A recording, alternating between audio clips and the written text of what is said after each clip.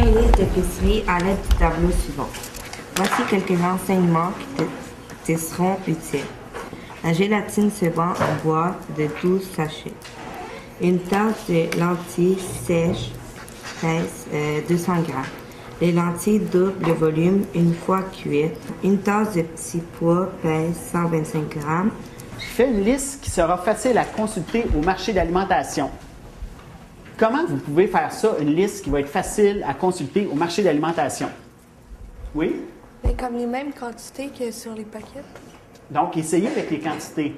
Donc, si on écrit qu'on a besoin de 138 sachets de gélatine, on va écrire combien de boîtes on a besoin à la place. Ça, c'est une bonne idée.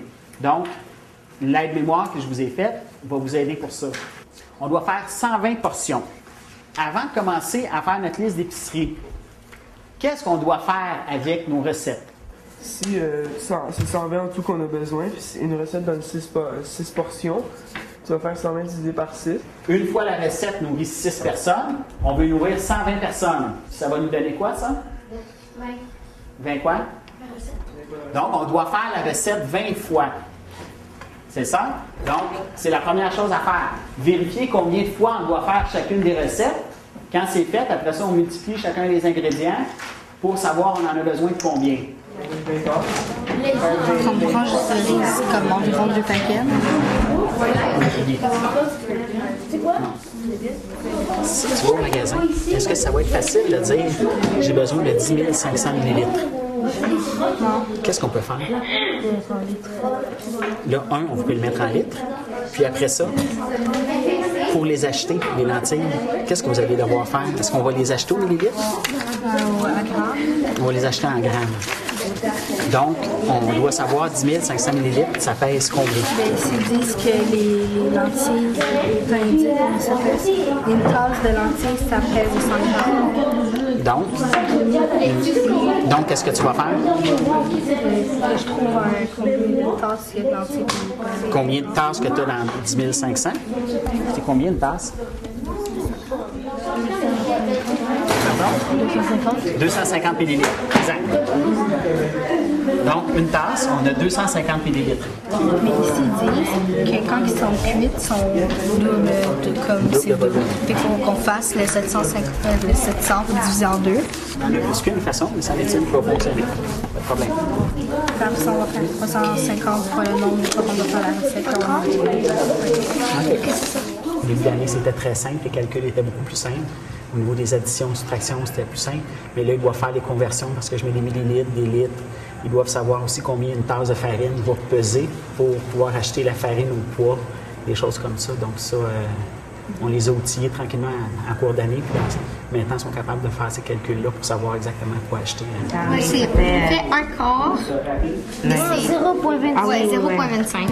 0,25 fois 30. Oui. 7,5. 7,5 litres. Tu penses que les tomates sont placées là? Non, mais les tomates sont... La laitue est placée à l'autre. Non, ils sont placés en même temps. Ah, bon, tu peux commencer par ça. Si tu sais qu'ils sont déjà placés en même temps. Commence par ça. Ça, puis ça. Et pour ça, il n'y a rien d'autre. Et le paprika, c'est l'épice. Oh, la gélatine, on va mettre la gélatine en place. Où ça? En place de yogourt. Le yogourt va aller. Dans le produit. Il n'y a pas d'autre pour l'épice. Oh, il y a du yogourt. J'amène pas toute la classe en même temps, mais j'amène une équipe qui va venir avec moi faire l'épicerie. Donc, c'est eux qui vont aller demander la viande bouchée, qui vont aller trouver les fruits et les légumes sur les tablettes. Donc, on apprend à regarder, aussi à savoir combien ça coûte l'épicerie, parce que c'est toujours impressionnant d'arriver à la caisse et avoir une épicerie de 3, 4, 5, 600 $. Les élèves trouvent ça très impressionnant. Là, les montants, ça leur apprend un petit peu c'est quoi l'épicerie aussi, faire l'épicerie, faire les choix.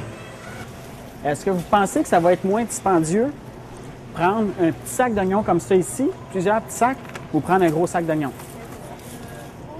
Ici, qu'on dit qu'un gros sac, c'est 8,99 pour 4,5 kg.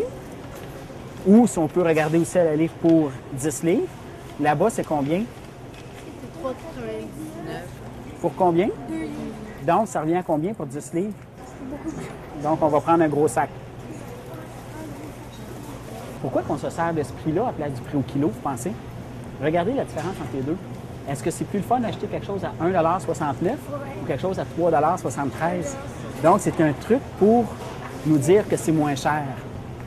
Donc, il ne faut pas se laisser leurrer. On va regarder au kilo les prix. Parce que quand on va arriver à la caisse, ça va être au kilo qu'on va les acheter. Le prix va être écrit au kilo. Quand votre maman vous demande d'aller faire l'épicerie avec elle, est-ce que vous avez autant de plaisir? Est-ce que c'est compliqué à préparer tout ça? Quand le professeur explique bien, on comprend, puis en général, on comprend tout. Ici, tu peux aller chercher les pommes, ils sont de ce côté-là. Des poires, ça serait bon. Ah, des poires, ça serait bon? Tu préfères les poires? Ben ouais, ça serait bien bon, ça fait changer. Donc, on peut peut-être essayer de regarder dans les prix puis prendre les poires les moins dispendieuses. Regardez ici en haut les prix des poires. Laquelle, c'est la poire Bartlett. J'essaie de faire découvrir des choses, beaucoup les produits du Québec, parce que je suis dans un milieu où il y a beaucoup d'allophones, des gens qui arrivent de l'extérieur et qui ne connaissent pas les produits québécois, donc ne sont pas habitués à manger du rutabaga, le céleri rave. Donc, c'est des choses que plusieurs personnes ne mangent pas, mais comme ça pousse ici, c'est des choses qui sont assez abordables. Donc, je trouve ça le fun de leur faire goûter, que ce soit avec dans le temps des courges, des choses comme ça, on va leur faire goûter ces produits-là pour qu'ils puissent être capables de le mettre sur leur table. Là, parce que aller chercher des dattes fraîches, des choses comme ça, pour eux, ils trouvent ça très bon. Mais c'est beaucoup plus dispendieux d'aller chercher des mets importés que des mets qui poussent ici. Et est-ce que vous avez découvert des nouveaux aliments? Ouais. Comme quoi? La gélatine de Rutabaga, ouais, je connaissais pas ça. Dans les légumes? Rutabaga? Quoi d'autre? la gélatine, je connaissais pas ça. La gélatine? Céleri rave aussi. Ok. Puis vous savez comment les utiliser maintenant? Ben pas encore tout à fait, là, mais... Comme rutabaga? Moi je sais même pas. Vous allez vous en servir pourquoi? Ça c'est le pâté chinois. Un pâté chinois ordinaire? Ouais, pâté chinois avec des lentilles, Pas de viande. pas de viande, des patates, puis des légumes. On les prépare comment? Une macédoine. En macédoine. En macédoine. Ok. Donc, on fait une dernière vérification sur nos listes pour être sûr qu'on n'a rien oublié.